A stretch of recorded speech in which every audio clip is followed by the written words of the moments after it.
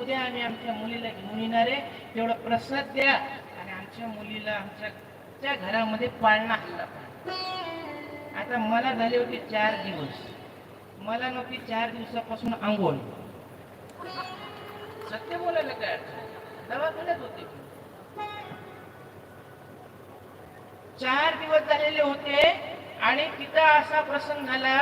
4थ्या दिवशी ते दोघं पती पत्नी आले आणि तिथं आल्यावर मला आणले होते लोकांनी सेफ खायला.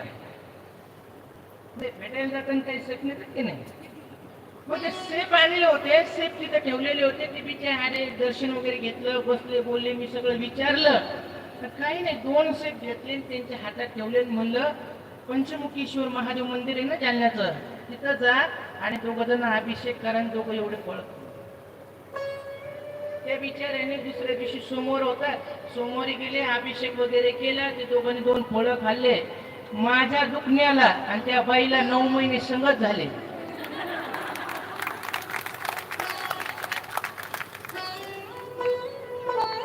आता कालचा प्रदोष झाला ना, कालच्या सोमप्रदोषाच्या दिवशी तिला मुलगा झाला. ही महादेवाची कृपा आहे. त्याच्यात मला तुम्हाला माझं मोठं पण नाही सांगायचं, पण देवाची कृपा कोणाच्या निमित्ताने होते बघा. मला दुखणं आणलं, तिथं नेलं, तिच्या घरी पाळणा आणला आहे की नाही. भगवान शंकराच्या कृपेने ह्या जगात कोणीही येऊ शकत नाही, त्याच्याशिवाय कोणी मरूही शकत नाही. त्याचे जन्म मरण हे देवाच्या हातात रखो. जगत के लोगों अपने दीनानाथ में लाभ हानि जीवन मृत्यु सब कुछ उसके हाथ में.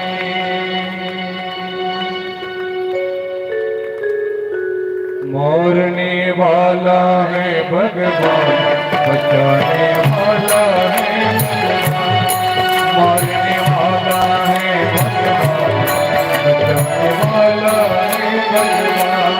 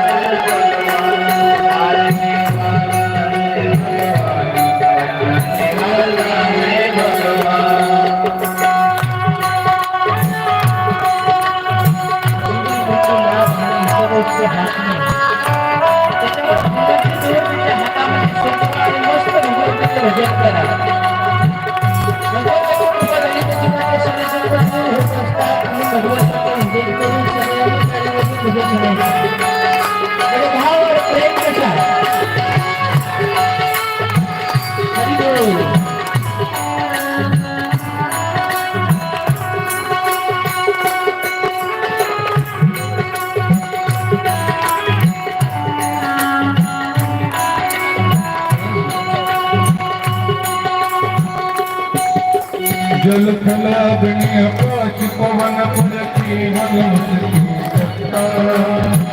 बलवती सत्ता,